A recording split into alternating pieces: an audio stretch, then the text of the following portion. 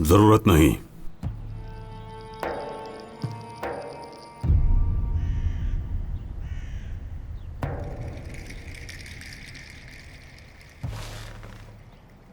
ठीक तो होगे तुम, देखकर अच्छा लगा तुम्हें। जी मैं ठीक हूं, शुक्रिया।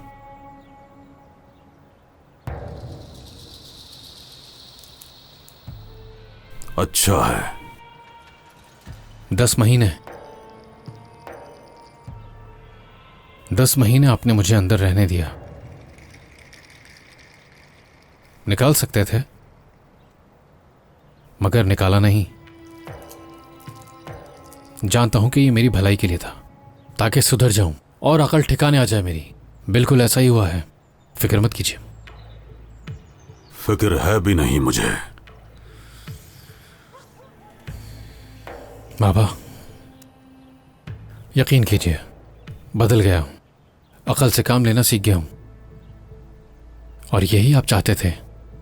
10 महीने जेल में गुजारने से क्या वाकई अकल आ जाती है? और क्या इससे वो बदल जाएगा जो तुमने पहले किया था?